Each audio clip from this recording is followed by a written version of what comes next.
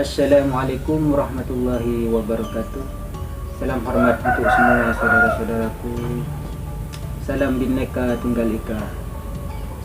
Alhamdulillah, hari ini saya bisa bertamu ke rumah Kakang untuk melanjutkan pembahasan yang kemarin. Oh iya Kang, kemarin kita membahas tentang persiapan sebelum berpirakat. Iya. Yang sudah disebutkan Kakang kan dua. Yang pertama tujuan atau niat untuk berpirakat. Iya. Yang kedua apa itu Kang? Tameng. Yang kedua adalah tameng. Tameng perlindungan, memohon perlindungan kepada Allah. Iya. Terus aku kan bertanya, apalagi Kang selain dua? Kan itu. Iya. Monggo dijelaskan Kang. Iya. Iya deh, karena diberi kesempatan untuk menjawab ya. Alhamdulillah. Begini adik, yang menjadi dasar untuk bertirakat, yang nomor satu tadi adalah niat deh. Iya. Niat yang kuat dan tujuan yang jelas. Ya. Iya. Yang kedua adalah tameng atau perlindungan dari Yang Maha Kuasa, yang sekiranya di dalam bertirakat itu kita bisa menghadapi ujian-ujian yang datang, baik ujian yang dari barat maupun yang dari timur, maupun yang dari selatan maupun yang dari utara, Iya. maupun ujian yang dari atas maupun yang dari bawah. Kita tidak tahu Allah akan menguji kita dari sisi yang mana. Jadi kita harus mempersiapkan diri dari segala ujian-ujian tersebut tadi. Iya. Ya, Hanya itu saja Kang. iya. Oh ya, alhamdulillahirabbil alamin. Terus gini Kang, Iya. saya masih penasaran dengan kejadian-kejadian di dalam tirakat. Kemarin sudah salah satu dari kejadian dalam tirakat atau mimpi lah, kalau dibilang mimpi ya Kang. Iya. Mimpi dalam bertirakat. Selain yang disebutkan kemarin, Ya. apalagi Kang yang bisa Kakang sampaikan, yang bisa Kakang jelaskan gitu lah Kang. Biar saya dan saudara-saudara saya tuh sedikitnya bisa tahu tentang cerita Kakang. Ya. Banyak sekali deh ya kejadian-kejadian yang ada di dalam tirakat yang pernah saya alami dulu deh ya. Iya. Salah satu kejadian itu begini adik. Terkadang kita menganggap seorang ibu itu sudah ibu ya adik ya. Iya. Tapi yang datang di dalam tirakat saya itu begini adik. Di waktu saya bertirakat, ibu saya itu di tengah malam sekitar jam 1 malam adik ya. Iya. Ibu saya itu datang ke rumah saya, padahal ibu saya itu jauh. Ya, Iya. rumah ibu itu jauh. Dan saya tinggal di rumah istri. Ibu saya itu sekitar jam 1 malam ke rumah saya. Dia memanggil-manggil namaku. Itu dalam wujud nyata atau bagaimana Kang? Ya, menurut saya di dalam tirakat ya nyata, adik. Oh. Seperti kenyataan gitu. Datang di waktu tirakat. Iya, datangnya itu ibu di waktu saya bertirakat. Iya. Dia memanggil-manggil namaku. Loh, itu kok suara ibu? Ada apa ibu tengah-tengah malam kesini? Ada kepentingan apa ibu sama saya? Lalu ibu, karena saya nggak keluar, jadi ibu saya memanggil istri saya. Iya. Duk, sehingga saya mendengar bahwa istri saya menemui ibuku di depan rumah. Suamimu ada, Duk? Ada, Mak. Masih sholat itu. Iya. Tolong, Duk, ibu datang ada kepentingan sama Suami. kamu. Iya, sama kamu gitu. Jadi istri saya itu mendodok pintu saya, menggedor. Istri saya menggedor pintu saya dibangunin. Mas, ibu datang ke sini punya kepentingan sama Mas, tolong keluar sebentar. Begitu suara istri saya. Iya. saya nggak beranjak dari tempat karena saya tahu bahwa saya itu bertirakat. Wah, kenapa istri saya membangunkan saya? Jadi saya bilang begini dalam hati saya, ya Allah ibu, kalau memang ibu ada kepentingan yang sangat penting sama saya, tapi maaf ibu, saya tidak bisa menemui ibu malam ini karena saya sedang bertirakat. Tapi ini ibu, ya Allah, apa yang menjadi kepentingan ibu? Saya mohon sama Tuhan, apa yang menjadi kepentingan ibu, ya Allah, berikan apa yang dibutuhkan oleh ibuku, karena saya tidak bisa menemui ibu malam ini. Itu yang saya mohonkan kepada Allah Subhanahu wa Ta'ala. Nah, karena lama istri saya menggedor pintu saya lagi, dor. Mas, ibu ditemui Mas Sakno, cari wong Jawa Sakno kan, kasihan, ya, kasihan katanya Sakno. Tetap saya berdiri teguh di situ. Dalam pendirian saya teguh, dan saya tidak bisa menemui seorang ibu karena itu adalah seorang ibu ya. Dalam hati saya, kalau memang itu adalah ibuku, saya mohon kepada Allah, yaitu tadi permohonan saya, ya Allah, berikan apa yang menjadi kebutuhan ibu untuk saya, penuhi kebutuhannya ya Allah, karena saya nggak bisa menemui ibu malam ini. Begitu. Nah, keesokan harinya, di pagi harinya ya. Iya, di pagi hari. Setelah istri saya bangun tidur, saya sudah beranjak dari tempat peristirahatan saya bertanya sama istri saya. Iya, sampai tadi malam gedor-gedor pintu saya. Tidak. Ibu semalam kesini enggak? Enggak tahu. Loh, yang gedor-gedor pintu semalam kan kamu. Tidak, saya tidur. Masa? Iya, saya tidur. Dan ibu gak kesini? Nggak ada ibu. Kenapa sampean tanya itu? Semalam itu sampean gedor-gedor pintu saya, bahwa ada ibu di depan rumah dan memanggil-manggil namamu. Dok, kami mau ada, Dok. Lalu sampean menggedor-gedor pintu saya. Mas, ibu kesini punya kepentingan sama kamu, keluar sebentar. Sampean bilang begitu sama saya. Tidak, saya tidur, saya nggak bangunin sampean sama sekali. Begitu adik. Wah. Nah itu adik. Wah, berarti semalam itu bukan ibu saya, melainkan setan yang bersuara ibuku. Dan istri juga setan yang bersuara istri saya. Nah itu. Kalau saya nggak kuat, otomatis saya keluar dari rumah. Seandainya kakak nggak dapat perlindungan dari Allah. Nah itu, ya. Kalau saya nggak mendapatkan perlindungan Allah, yang jelas saya keluar menemui seorang ibu, karena dia ibu jauh-jauh lagi, tengah malam. Siapa yang nggak kasihan sama ibu? Kasihan, cuman saya begitu. Karena saya nggak bisa keluar, saya mohon pada Allah, apa yang menjadi kebutuhan ibu, penuhilah ya Allah, karena saya tidak bisa menemui malam ini. Wah. Yang saya bisa hanya itu. Iya Kak. Iya. Ini bisa jadi ibarat panutan, bisa dipanut ini. Nah, itu adik. Bisa dijadikan contoh gitu. Maksudnya bila saya atau saudara-saudara saya mau berniat seperti itu, iya, bisa meneguhkan hati dan memohon perlindungan kepada Allah. Nah, itu adik. Jika di dalam tirakat itu godaan yang begitu dahsyatnya, Nah, sampai setan menyerupai ibu saya, iya, supaya saya gagal. Itu. Gitu hebatnya setannya kan. Iya. Makanya ma'rifat. Ya bisa dibilang setan itu ma'rifat. Kenapa saya bilang begitu? Karena setan itu bisa mendengar bisikan hati saya. Iya. Sedangkan saya maklum tidak bisa mendengar bisikan setan. Sedangkan setan bisa mendengar suara hati saya. Nah itulah ma'rifatnya setan itu. Iya. Setan itu cerdik. Saking cerdiknya dia sampai memakai suara ibuku, memakai suara istriku. Bukankah setan itu sangat cerdik? Iya. Kalau nggak cerdik nggak mungkin memakai suara ibu saya, istri saya. Hanya ingin bertujuan menggagalkan tujuan saya. Iya. Selain itu apa Kang? Selain itu Kang?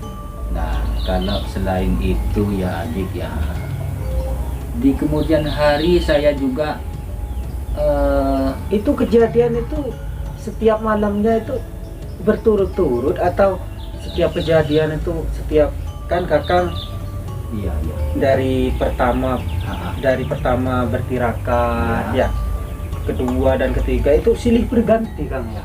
iya Uji- silih berganti, cuman tidak setiap hari Adik. Kadang semalam nggak ada apa-apa, sampai 2 hari kadang nggak ada apa-apa. Iya iya. Nggak pasti Adik, kadang di hari pertama sudah ada. Oh gitu. Kadang di hari kedua gak ada, sampai hari ketiga gak ada. Nggak pasti Adik. Terkadang 2 hari pertama kali gak ada, di hari ketiga ada. Terkadang dalam 3 hari sama sekali gak ada, ya pernah Adik. Iya iya Kang. Begitu.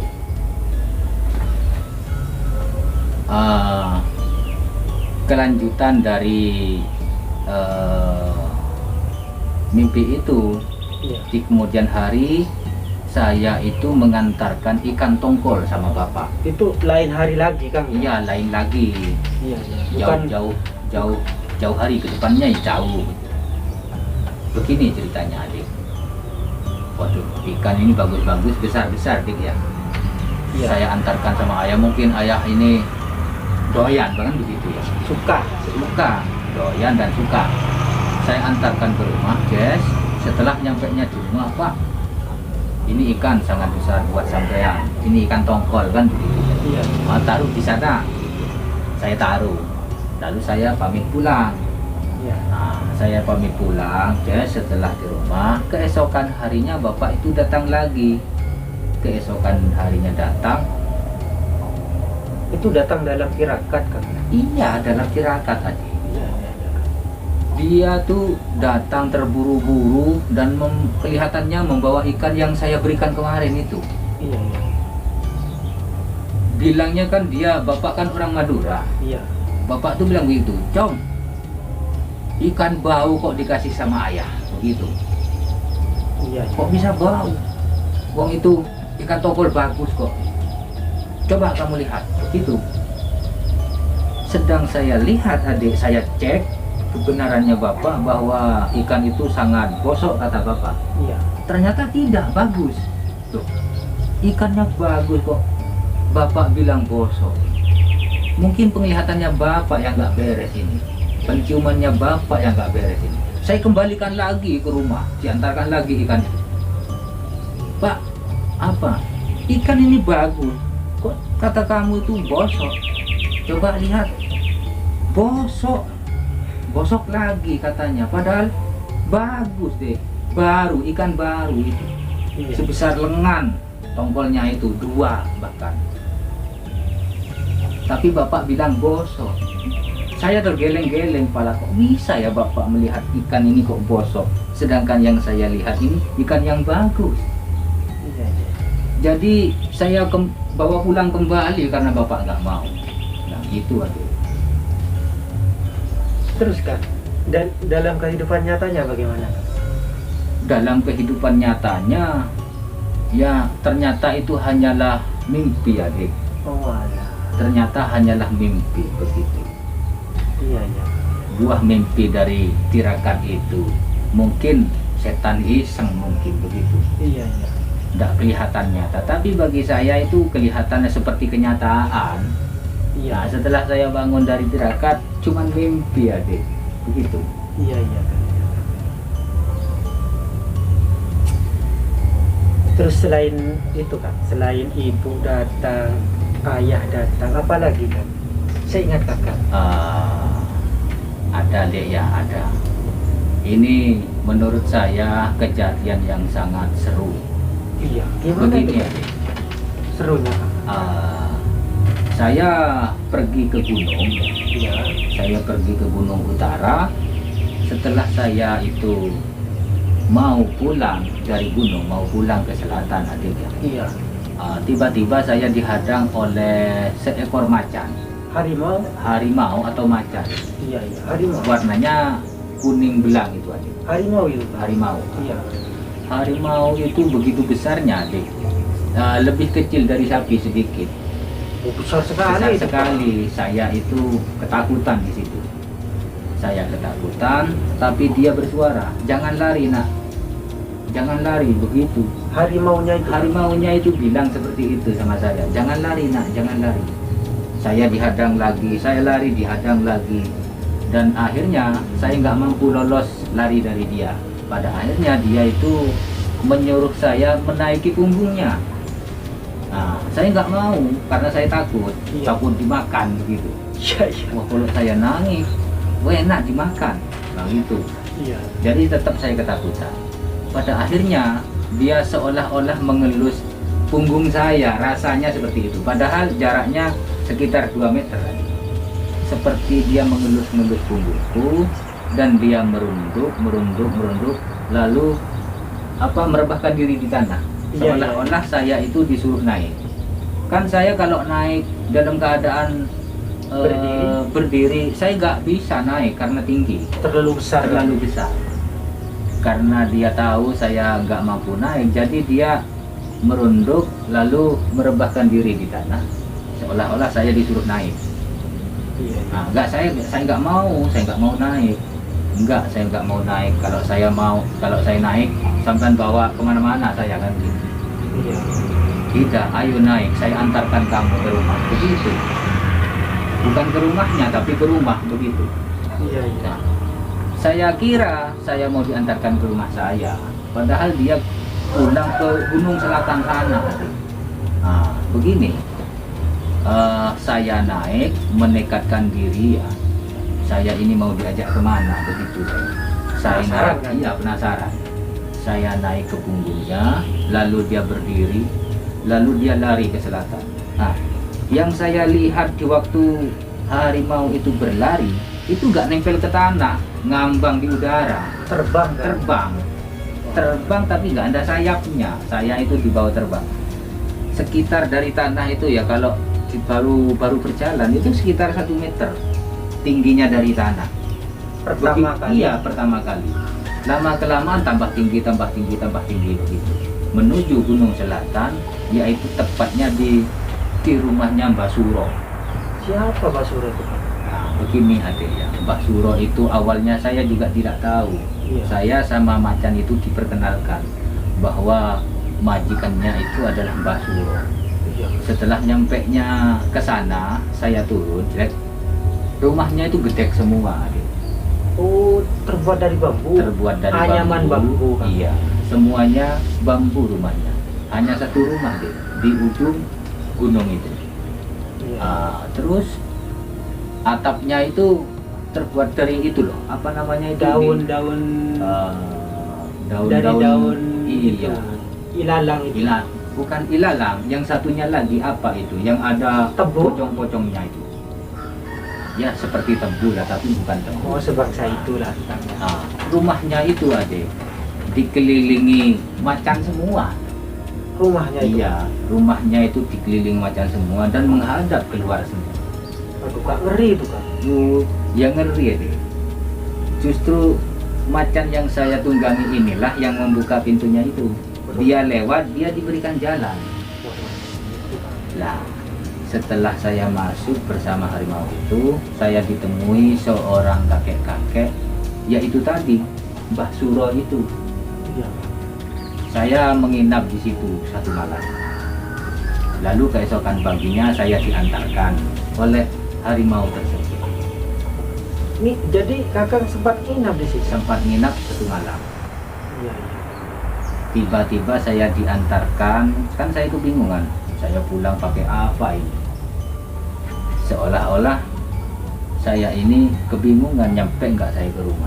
Kebingungan, karena itu di ujung di atas gunung. Iya. Tiba-tiba macan yang kemarin, macan yang sama, langsung merebahkan diri di hadapan saya disuruh naik, lalu saya diantarkan ke rumah. Kalau boleh tahu kan, Iya. sosok Mbah Suro itu sendiri, kan kakang sudah berjumpa, sudah berkenalan. Iya. Itu seperti apa penjelasannya, Kang? Maksud saya itu Mbah Suro itu sesepuh tah atau apa tah gitu loh kan? Menurut saya Mbah Suro itu dulu dia adalah seorang pejuang menurut saya. seorang pejuang sejati, seorang pendekar yang sejati. Iya. Dia pada kenyataannya dia belum kembali kepada sisi Allah Subhanahu wa taala. Ya. Mungkin dia masih punya keturunan di tanah Jawa ini, masih belum dialirkan ke anak cucunya. Mungkin Belum diturunkan. Iya. Makanya dia itu masih menetap di gunung begitu adik. Iya, iya Kang, iya Kang. Wah, ini sangat seru ini Kang. Ya. Semakin lama cerita spiritual Kakang, cerita yang ada di dalam tirakat Kakang ini semakin menarik. Iya. Semakin menarik.